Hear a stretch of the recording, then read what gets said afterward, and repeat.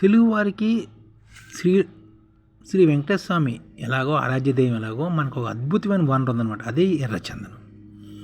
ఎర్రచందనం అనేది ఏపీలో తప్ప ప్రపంచంలో ఎక్కడ ఈ క్వాలిటీ ఎర్రచందనం లభించదు.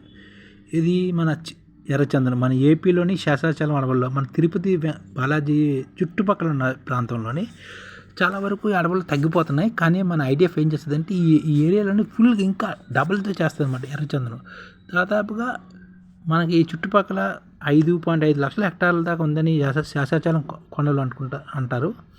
అంటే దాదాపుగా 12 లక్షల ఎకరాలు అనమాట ఈ కొండలు. ఈ కొండల్లోని ఎర్రచందనాన్ని ఇంకా విపరీతంగా పెంచుతుంది అనమాట. ఈ వెలుగొండ, శేషాచలం, పాలకొండ, లక్కమల, నల్లమల అడవులు తిరుపతిలో ఉన్నాయి. కానీ వీటిలో ఎక్కువగా శేషాచలం, వెలుగొండలో మాత్రం ఎర్రచందనం నెంబర్ 1 క్వాలిటీ లభిస్తుంది అనమాట. ఎందుకంటే ఈ ఎర్రచందనం ఎక్కువ చావ ఉంటుందన్నమాట. అంతర్జాతీయ మార్కెట్లో మంచి డిమాండ్ ఉంది. కారణం ఏంటంటే ఈ కొండల్లో యురేనియము, ఐరన్, గ్రాఫైటు, కాల్షియము లాంటి వివిధ నిష్పత్తుల్లో ఉన్నాయన్నమాట. ఈ మొక్కలు ఈ కాంబినేషను ఈ మొక్కలకి ఎంతో దృఢంగా చేసి ఈ మొక్కలు చావ ఎక్కువగా ఉంటుందన్నమాట. నెంబర్ 1 క్వాలిటీగా అవుతుంది అనమాట. మన రైతులు పెంచినా సరే ఈ చావ రావదు. ఎందుకంటే ఈ మన బయటన రైతులు ఎంత ఒక 40 సంవత్సరాలు పెంచిన మొక్కకి కానీ ఈ కొండల్లోని 20 సంవత్సరాలలో ఆ చావ వస్తుంది అనమాట. నెంబర్ 1 చావ వస్తుంది అనమాట. అందుకని ఐడియా ఏం చేస్తుంది అంటే ఈ కొండల స్మగ్లింగ్ జరగకుండా అరికడుతుంది అనమాట. గత 30 సంవత్సరాల్లోని 15 లక్షల టన్నుల దాకా విదేశాలకు తరలిపోయిందని అంచనా అనమాట. దీని విలువ కొన్ని లక్షల కోట్ల రూపాయలు ఉంటుంది. కానీ ఐడియా ఏం చేస్తుంది అంటే దీని మీద మన ప్రస్తుతానికి మినిస్టర్గా పవన్ కళ్యాణ్ గారు ఉన్నారు కదా, ఆయన ప్రోద్బలంతో ఐడియా ఇండియన్ డెవలప్మెంట్ ఫోర్సు ఈ అడవుల్లోని తన కార్యకలాపాలు నిర్వహిస్తుంది అనమాట. ఫర్ ఎగ్జాంపుల్ చూసుకుంటే తిరుపతిలోనే 8 గొడవలు ఉన్నాయన్నమాట. ఇప్పటి వరకు ఈ గొడవలని 5,500 టన్నులు కరప నిల్వ ఉంచారన్నమాట. కానీ ఇది నిల్వ ఉంచడం కొలది క్వాలిటీ తగ్గిపోతుంటుంది.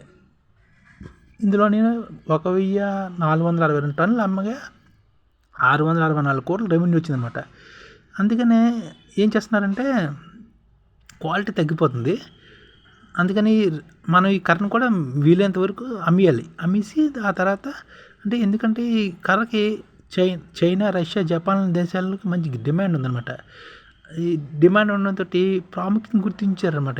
చైనా, జపాన్, రష్యా వాళ్ళు ఉందని ఈ 30 సంవత్సరాల నుంచి స్మగ్లింగ్ బాగా పెరిగిపోయింది. అంతవరకు ఈ స్మగ్లింగ్ ఇక్కడ ఉండేది కాదు. ఒక 40 సంవత్సరాల క్రితం చూస్తుంటే ఎర్రచందనాన్ని పెద్ద పట్టించుకునేవారు కాదు. ఆ చుట్టుపక్కల వాళ్ళు చాలామంది రోళ్ళు అట్లా చేసుకోవడానికి ఈ కర్రలు వాడేవారు అనమాట. ఆ రోళ్ళలోనే దంచేవారు మిరపకాయలు. అందుకని అక్కడ ఆ కాలంలోని ఈ కలపలోని కొన్ని ఔషధ గుణాలు ఉన్నాయన్నమాట. అందుకని ఈ ఔషధ గుణాలు ఉండడం వల్ల ఇలా ఔషధ గుణాలు ఎక్కువ ఉన్నాయి. అందుకని జపాను, చైనా నుండి వంటింట్లో వండే పాత్రలు, గిన్నెలు కూడా ఎర్రచందనం చేసినవి ఎక్కువగా ఉంటాయి అన్నమాట. అలా ఎందుకంటే ఇది కొద్దిగా వరకు అల్సర్ని తగ్గించే గుణం ఉంది. కిడ్నీ సమస్యను తగ్గిస్తుంది. రక్తశుద్ధి చేయడం వంటి లక్షణాలు ఎర్రచందనం ఉన్నాయన్నమాట. అందుకని ఐడిఎఫ్ ఏం చేస్తుందంటే ఐడిఎఫ్ వాడే వంట పాత్రలు ఎన్ని ఎర్రచందనంతో చేసేవి ఉంచేటట్లు చేస్తుంది అనమాట. ఈ ఎర్రచందనంతో వంట పాత్రలు తయారు చేస్తుంది. అంటే కిడ్నీ సమస్యలు, రక్తశుద్ధి చేయడానికి అలసన తగ్గించే ఈ కలపలో ఉంది కాబట్టి ఇందులోని మన ఆహార పదార్థాలు నిల్వ ఉంచేటట్లు చేస్తారన్నమాట. అలాంటివి అది భవిష్యత్తులో మన వీడియోలు చర్చిద్దారు. అలాగే చైనాలోని చైనా, జపాన్, రష్యాలోని వీళ్ళు వంట పాత్రలకి సంగీత వాయిద్యాలు తయారు చేసి పెళ్ళిళ్ళు గిఫ్ట్లు ఇవ్వడానికి కూడా ఈ ఎర్రచందనాన్ని వాడుతుంటారు అనమాట. అలాగే చైనా వారి కలప నుంచి వైగ్రా కూడా తయారు చేస్తారని, దీని నుండి సుగంధ ద్రవ్యాలు, మందులు, నకిలీ రుద్రాక్షలు లాంటివి చేస్తారని అంటారు. అందుకని చైనాలోనే వీటికి విలువ ఎక్కువ ఉందన్నమాట. చైనా, జపాన్, రష్యాలో కూడా వాళ్ళు వీటిలోని రావాలని ఇలాంటి పుట్టించాలని ఇలా దశల వరకు జరుగుతుంది కదా. ఈ ప్రాముఖ్యతను గుర్తించి వీళ్ళు ఏం చేశారంటే చైనా వాళ్ళు అక్కడ కూడా పండిద్దామని మొక్కలను పండిద్దాం అనుకున్నారు. కానీ ఈ క్వాలిటీ రాలేదన్నమాట. అక్కడ వాళ్ళేమో ఈ స్మగ్లర్ల నుంచి కాకుండా వాళ్ళు కూడాను అక్కడ కూడా పండిద్దాం అనుకుంటున్నారు అనమాట. అదేంటి టిష్యూ కల్చర్ ద్వారా నెక్స్ట్ ఇక్కడి నుంచి తీసుకుని వెళ్ళిపోయి అక్కడ మొక్కలు పెంచడానికి ప్రయత్నించినా అవి పెరగలేదనమాట. డైరెక్ట్గా రావట్లేదని కానీ టిష్యూ కల్చర్ కూడా ప్రయత్నించారు. కానీ అవి కూడా కుదరలేదన్నమాట. కానీ అక్కడ అలా పెంచిన మొక్కల్లో కూడా ఔషధ గుణాలు తక్కువగా ఉన్నాయన్నమాట. అందుకని వీళ్ళు ఏం చేస్తారంటే మన ఆంధ్రప్రదేశ్లో దొరికిన ఎర్రచందనాన్ని కొనడానికి కూడా కారణం అదే. ఎందుకంటే వాళ్ళు అంతా ట్రై చేశారు అక్కడ చేద్దామని, కానీ సక్సెస్ అవ్వలేదన్నమాట. ఇలాగే ఇప్పుడు ఇక్కడ స్మగ్లింగ్ ఎలా జరుగుతుందంటే స్మగ్లింగ్ 7 దశలో జరుగుతుందన్నమాట. వుడ్ కట్టరు, మేస్త్రి, pilot, transporter, godown keeper, exporter, international smuggler అని ఉంటారన్నమాట. వీళ్ళు ఏం చేస్తారంటే ఒకరికొకటి సంబంధం ఉండదు.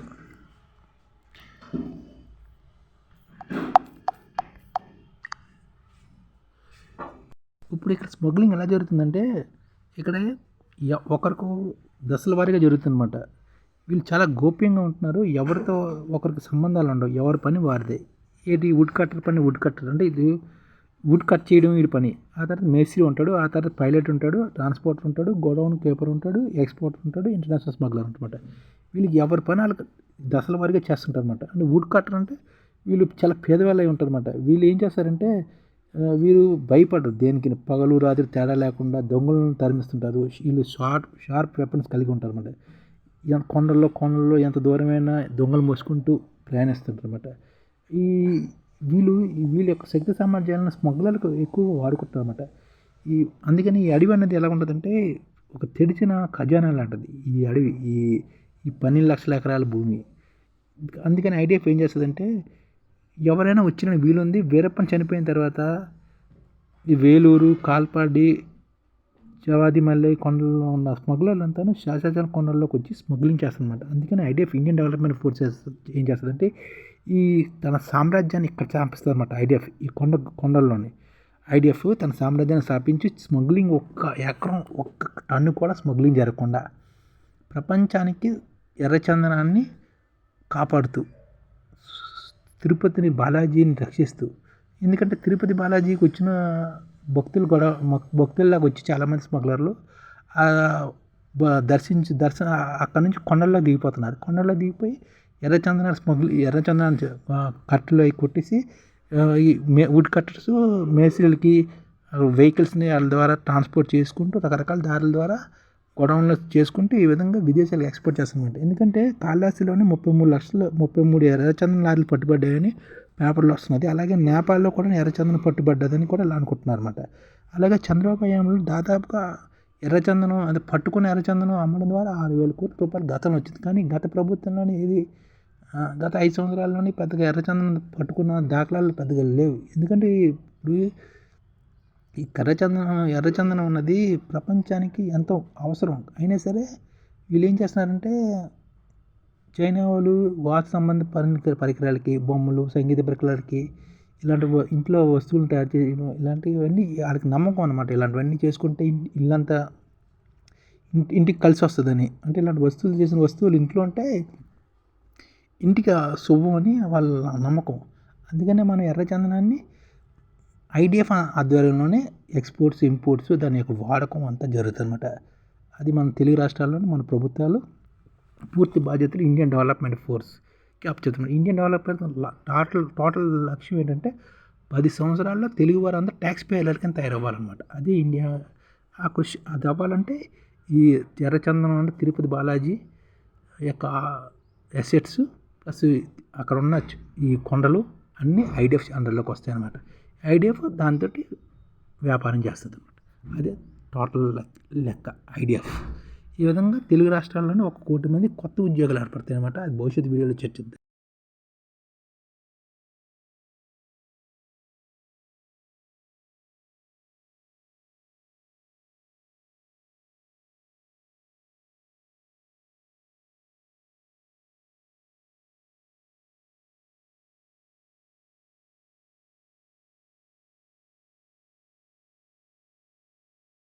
ఈ ఛానల్ ముఖ్య ఉద్దేశం ఏంటంటే మన తెలుగు రాష్ట్రాల్లో 1 కోటి మందికి సంఘటిత రంగాల్లో ఏ విధంగా ఉద్యోగాలు ఇవ్వవచ్చు, కనీస నెల జీతం 30,000 వరకు ఏ విధంగా ఇవ్వవచ్చు, ఏ విధంగా చేస్తే ఉద్యోగాలు సృష్టించబడతాయో వివరిస్తూ ఈ ఛానల్లో వీడియోలు వస్తాయి. అలాంటి వీడియోలు మీకు కావాలంటే మన ఐడిఎఫ్ భాస్కర్ ఛానల్ని సబ్స్క్రైబ్ చేసుకోండి. ఐడిఎఫ్ అంటే ఇండియన్ డెవలప్మెంట్ ఫోర్స్. ఈ వీడియోలు చూసిన తర్వాత మీకు నచ్చితే లైక్ చేయండి, మీ ఫ్యామిలీ మెంబర్స్కి షేర్ చేయండి, మరియు మీ ఫ్రెండ్స్కి షేర్ చేయండి. Thank you. నమస్కారం.